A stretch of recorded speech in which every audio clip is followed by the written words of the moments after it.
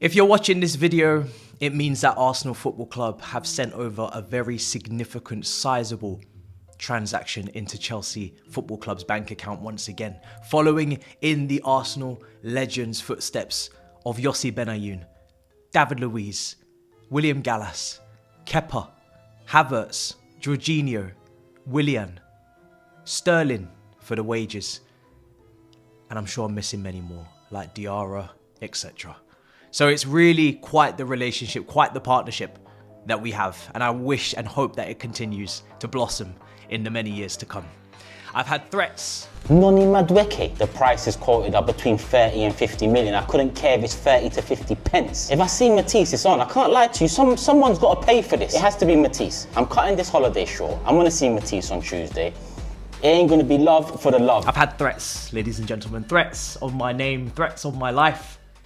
Turkish LDN, flying back certainly from Cyprus at some point, looking for me, as if I've done something wrong, as if I have made this move on his club. No, no, no. Your obsession with us is your problem. You have turned up at our doorstep. Once a UEFA fine hit us, you've said you'll pay, and you'll even leave a tip. How gracious of you, our friendly neighborhood Arsenal. You know, that is just absolutely smashing. So for today, I have for you an informative, important video where I will demonstrate and tell you exactly what you've just purchased, what you've just brought through the door. Now, Madueke, we signed him for £29 million. Bargain. Bargain, right? And listen, by the time this is released, I'm assuming that the fee you've paid is quite substantially higher than what I've just said. Potentially, hopefully, almost double. So it's good. It's good. Now, he's 23. He has progressed. You'll be happy to know that we've done a lot of the hard yards. A lot of the hard work has already been done for you. Madueke, over the last 2.5 seasons, we have really honed in on his concentration. He tracks his fullback. He makes sure that he's at the back post to help on defensive duties.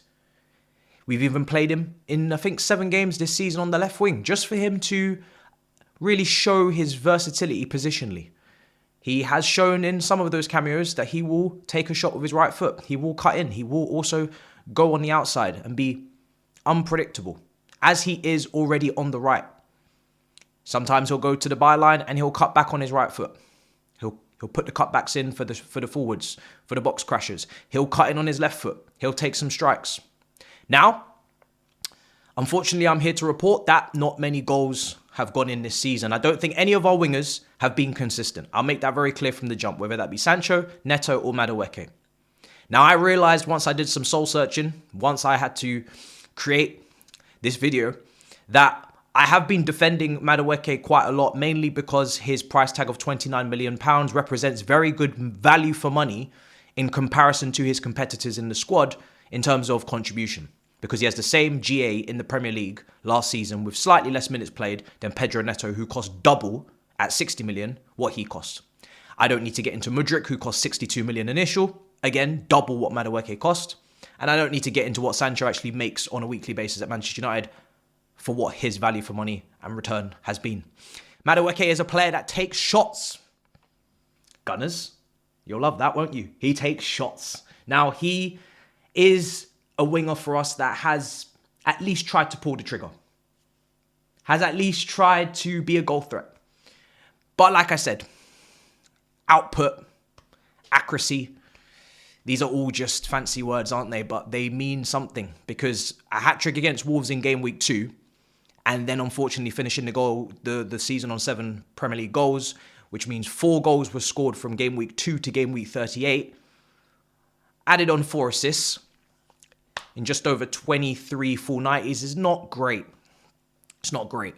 So the potential's there. I'm not going to sit here and tell you that he's a bum, because that would be very disingenuous of me to say so. But he has a lot of improving to do. There's a lack of consistency in his game.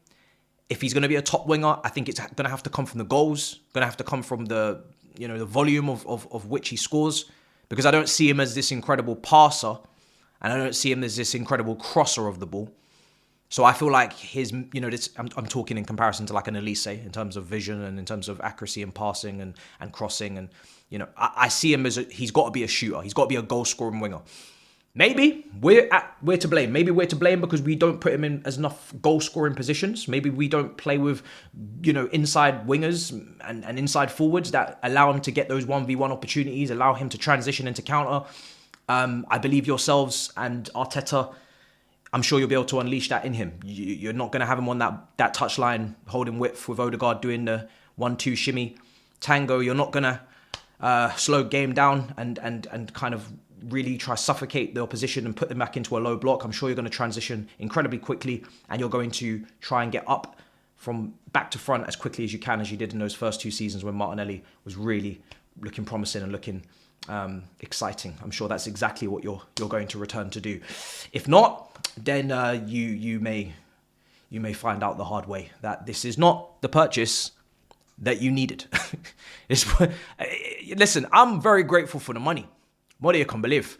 And again, like I said, if this is a Saka backup, if this is competition, then you can't really get much more. You can't really ask for much more than that in terms of competition. Someone to back him up, someone to come on, fresh legs, give another option if he needs a rest, if he's tired, if he's injured.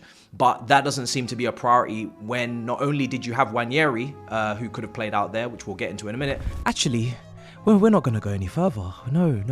Wanyeri's linked to Chelsea, isn't he?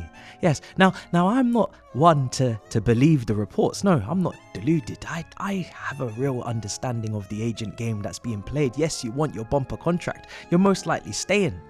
You wouldn't do a Carlos Tevez or an Ashley Cole so young in your career. Those days are done. This is not the 2010s. But let me say this. If you're truly looking to move, and I know we're interested because we're interested in all the kids, well, I'll tell you this. I don't know where you'll play. I don't know why you want to come because we got a lot of right wingers right now. But if you do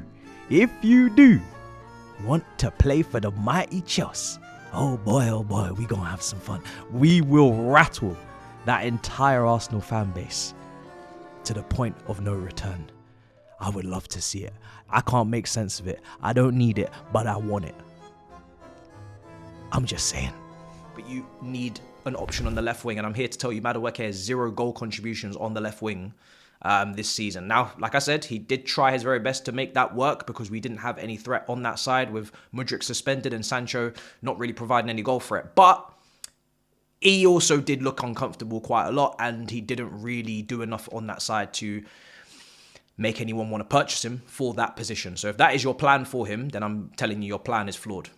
You need to be playing him on the right wing if you're going to get the best out of him. If you're going to have the projection, the improvement, the potential, you've got to play him on that right wing. And that's exactly where Saka plays. So he's basically guaranteed, in my opinion, to not hit the heights that he needs to hit. If Saka actually wasn't at Arsenal and you was going to throw him into the starting 11, I would make it so abundantly clear that I think it's too soon to expect a title challenge from him as a right winger in terms of a title winning team.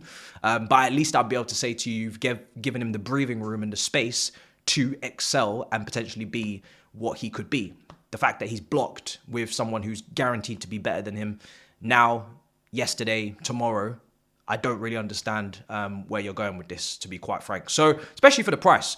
Hope it doesn't, kind of ruin or alter your other targets. That would be awful. Now, from a Chelsea perspective, I've seen people say he's a snake. I've seen people say, how dare he? How dare he agree personal terms with Arsenal? Are you sick in the head? What do you want from this? Because what I want is clarity. What I want is a player that's been on the shop market last summer, this summer. Christopher Vell's signing, who, of course, he's no longer here with us. Now is not our technical director, so Madueke has not really got an allegiance to these directors. He's not really been purchased by them, so the loyalty's not there, and they don't really see him as their responsibility.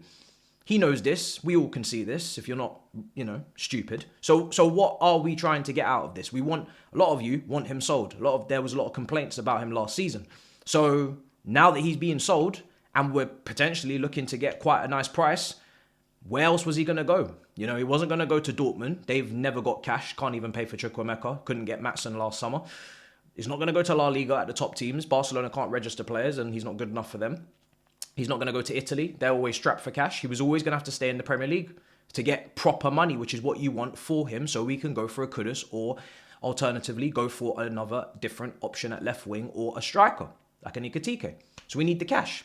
And Arsenal have presented the cash, and we thank you for that. And yes, you're a rival. And yes, this weird relationship that we have where we keep doing business is strange, but we don't tend to take strugglers from you.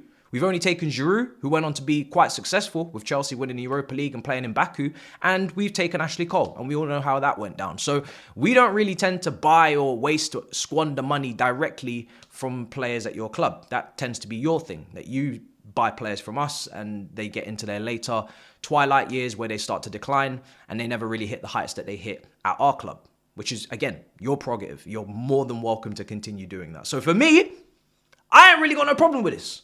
Because at the end of the day, people, they're not getting him to platform him to get him to his highest heights because he's blocked by Saka.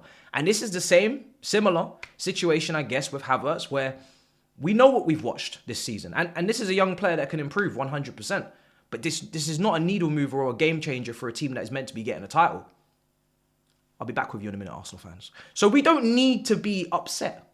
We don't need to be lashing out. We don't need to villainize him. This is business. Send us the money into our Barclays bank account and we'll keep it moving. And if this potentially means that Arsenal don't get Rodrigo because now they're getting Eze and Madueke. Eze's a very good player, makes a lot of sense for you. But if that means Rodrigo's on the move, but he's not going to Arsenal because the money has been spent and you still need a striker, etc., then fantastic. then voila. Wonderful. Magical. Magnificent. This is what we love to hear. So for me, I cannot be angry. That's the last thing I can be. Respect to him. Gave it his very best at the football club. I don't really have much issue unless the comments come out and he starts saying some wild things like, you know, it means more to win this with them. And he didn't even win a Champions League here or score the final goal. So there's not really much to even speak on there. These things didn't take place. There really is nothing to be worried about. Now, in terms of Madueke, what he can do to improve, his box crashing at points this season, we started to see it, didn't we? We started to see a little bit of box crashing, back post, couple tap-ins. That's good. It's not bad. That's good. Tap-ins are not a bad thing. That means you're in the right position at the right time to capitalize off of the cutback or cross, which is something that we complain about quite a lot. He didn't do it enough, by the way, for me to be telling you that's an asset or something that's attributed to his game. But he did it a few times for me to say, he's thinking about it. He could be working on it. He did have a couple nice right-footed shots into lovely parts of the goal. So maybe, I think one. So maybe he might improve that part of his game, but I'm really clutching at straws on that part, I'll be real.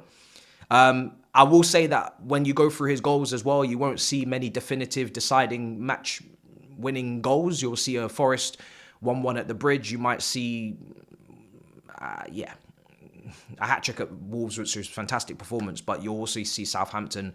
You'll see Wolves again. I think City away in a loss. You won't see much game-winning, match-deciding moments, which is what Pedro Neto started to produce towards the back end of the season, which is why a lot of people reflect and think about maybe he actually was slightly better because he actually made more of a difference. That's not something that you can't change, but it's something to be wary of. He's maybe not the guy that you are looking for to change a massive moment in your season. Now, I will say this, my final thing. I don't really know if he is cut out for the bench role. I don't know if this is a player that can come on, impact, go back to the bench, come on, impact, go back to the bench, which is sounding like what could be the case here with you guys. Unless you're starting him on the left wing consistently, which means I am really not concerned. This feels like a player to me that needs consistent game time, that maybe needs to drop the levels of pressure down a peg or two and go to a team where he is actually more important and not part of a rotation, not part of a fighting for your place, and actually have to take major responsibility. I think my camera died.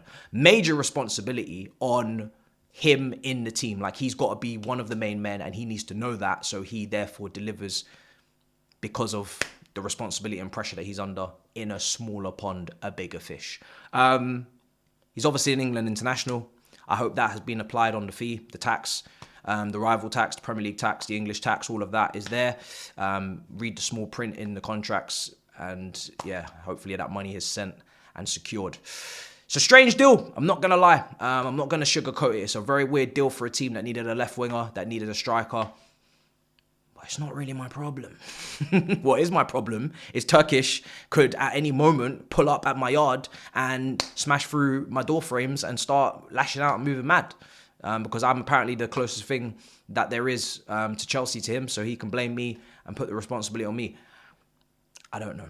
Maybe I'm the problem. I don't know. So guys, that is my thoughts on Madueke to Arsenal. I'm not overly bothered. People in my own Chelsea, community would have thought, oh, he's biased towards Madueke. I really, like I said, just felt like for what we paid, value for money, 29 million in comparison to the other wingers that we've had over the last couple of seasons, his contributions versus theirs was pretty fair on the price tag. He has improved in some areas, but not in enough areas for me to really be overly bothered or overly concerned about this move. We have XTRA coming in. We have potential links to Kudus. We probably could do more likely with a striker to replace Jackson if we want to really upgrade like an Ikatike. And of course, the Rodrigo dream maybe can still be alive if he continues to not play in the Club World Cup. But yeah, for me, I'm moving on. I'm keeping it stepping 100%. No malice, no animosity. Just shake of the hand to Arsenal for the business, shake of the hand to Noni Madueke for the conclusion, and we move. Ain't no sweat off my back. In a bit, people. Peace.